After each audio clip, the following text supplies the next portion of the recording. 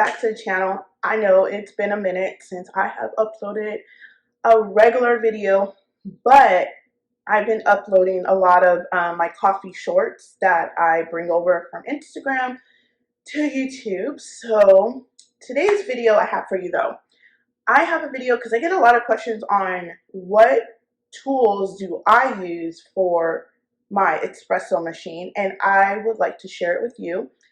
First off, do not come for me if I pronounce the names wrong and if I forget the tools names. I am still learning myself, so a lot of it I don't remember names, but I know what it's used for. So enough rambling, I'm just gonna now let's jump back into the video.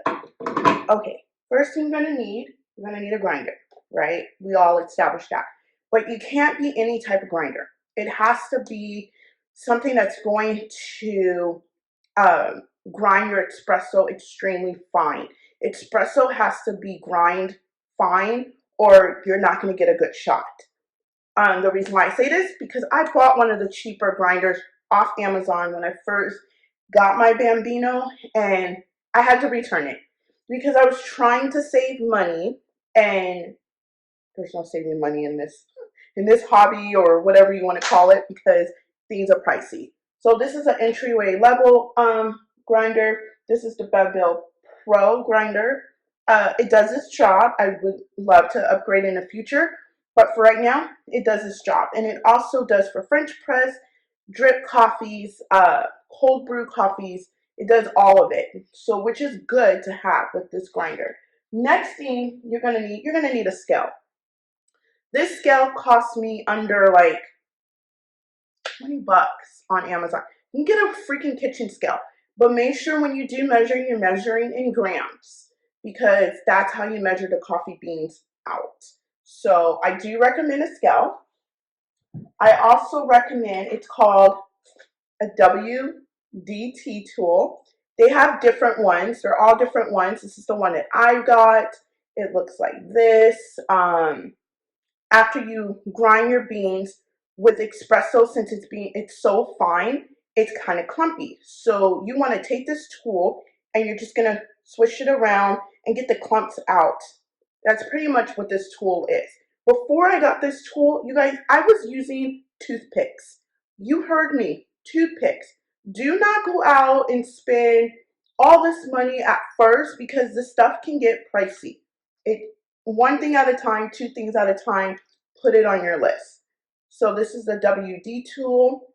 I will make sure to have everything linked down in the description box down below. And if it's not linked, it will be in my Amazon storefront as well. Then the next tool you're going to need, a distributor. Don't come for me. I might pronounce these wrong. I might not know the correct terms and words or, word for them, but I know how to use them.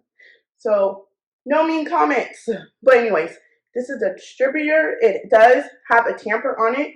I do not use a tamper on this one, and I'll tell you why in a minute.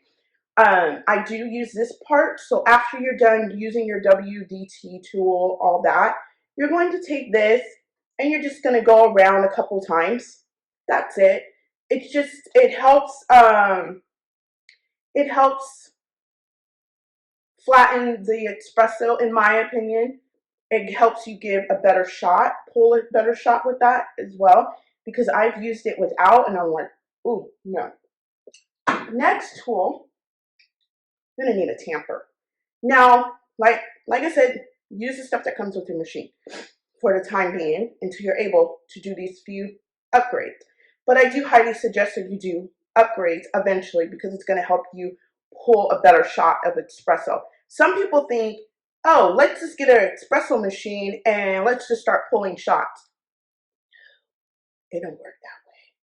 You have to learn to dial in. You have to know the extraction, understraction, how fine to grind, and yeah, it's a whole science to it. So before you get an espresso machine, I highly suggest you do your research on any machine that you're getting. Just watch lots of YouTube videos. There's tons out there. And then, but back to the tamper. I have the one that has a spring, so this pretty much does it for me because using the one that you have to do yourself, you can either be tampering not enough or too hard, and that can mess with your shot. Definitely can mess with your shot. So this one does it for me. I just push down one time, bam, done, ready to go into the machine.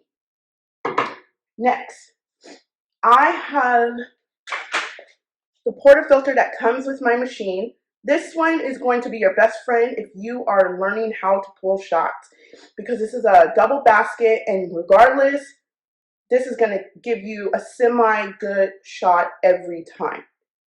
It's going to be pretty much forgiven, right, with your machine, right? The bottomless, excuse me, this is the bottomless portafilter. So there's no bottom here, so you can actually see. This does not give you forgiveness. So if you pull a wrong shot, this thing is going to spray like crazy. I've had it spray a few times when I was rushing and I didn't do my prep work correctly. So, but the reason why I like this is mainly for like, because I do the coffee reels on Instagram. I like to show like how it extracts and starts coming out from the bottom. It's amazing. I have not used this one since I've gotten this one. Now, these are pretty pricey, so I would put this on like a Christmas list or something like that. I believe I spent under $60 for this one, but they can go higher. Make sure though that you're getting the right size for your machine. I want to say this is a 54 mm or 58. I'm not exactly sure. I would have to go back and look. But yeah, always make sure you get the right stuff for your right size for your machine. And then also screen puck. Now, there's controversies about the screen puck. Oh, you don't need it, or this, or it doesn't work. For me, in my opinion, it works. So once I'm done doing all of my prep work, I'm just going to pop this on. Just going to pop it on top, and that's it. Put it in my machine, and it helps me pull a good shot. I've even used it in this one. So as you can see, this puck is too big. Yeah, it's a little too big for this one, so I have a smaller one that will fit this one. But so you have to make sure you get the right size. Also, this thing, I don't know, I don't remember what it's called, so you guys can correct me down in the comments because I did forget. This one, there's all different types of this one. I've had this since I've gotten my machine, and it just sits on top here, and it helps pretty much so you don't make a mess when you are putting this into your grinder and you're grinding the beans. Because if you don't have this, you can make a mess, and you don't want to be cleaning up. It's extra steps. So I just put this on top, put it in my machine, grind, do all my prep work, take this off before I put it into my machine. Also, I'm going kind of fast because I don't want this video to be like a million minutes long. I do have a prep station. There are different types, there's different kinds. I really enjoy this. As you can see, it is really dirty because everything goes in here. I prep everything in here. So how it lays, you put your portafilter here. I put my distributor here, and then I put my tamper here. That's how I have mine. And it sits on my coffee station, and this is what I use every morning. And then also, there are a couple more items that I want to show you that I think are really good to have for tools. A spritz bottle. I got this from Target in the dollar section. Just spritz your beans. The only reason why I spritz my beans, I don't do them all the time. I spritz them before I put them into the hopper. This is called a hopper.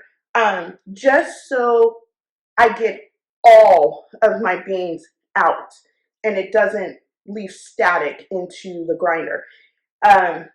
Sometimes when you put your beans in there without spritzing your beans first, you can have static, and that means like, okay, you're measuring out 18 grams. You might get back 17.8 grams. You know, that might not make a difference to you, but it does make a difference in the shot, in my opinion. So sometimes I spritz, sometimes I'm lazy and I do not spritz. So it's really your preference. And then also, I found these off Amazon.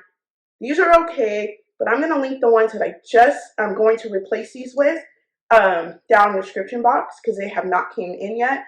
But this saves a whole step, so you're not freaking measuring out beans every morning. So once everything I measure out, they come with 6, and I measure out 18 grams for each one.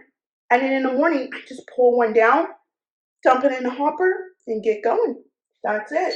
And this is how this one comes. I believe this one was, I want to say this one was under 30. The other ones, though, are very pricey. And it took me a minute. I'm like, oh, these are going to work fine. They work okay. So I would probably use this one for my dark roast, since I would only be measuring out 16 grams. But for my medium roast, the other ones will work a lot better for me in the long run. So there's this one. And, oh, forgot one more. Knockbox. You do not need a knockbox, but I highly recommend a knockbox. It's just easier, it's convenient. Once you're done, knock your puck in there, bam, gone. I actually have a puck in here from this morning. We call this espresso cookie.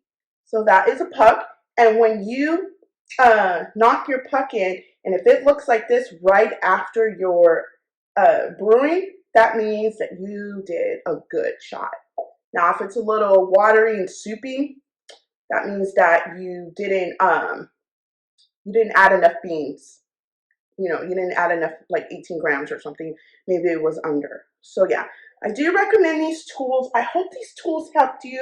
And if you like these types of videos, please like the video, subscribe if you're not subscribed, head on over to my Instagram, my TikTok, and subscribe there. Follow me over there. I do daily coffee content over there. And thanks again so much for watching. I hope this video wasn't too long for you, and I hope it helped.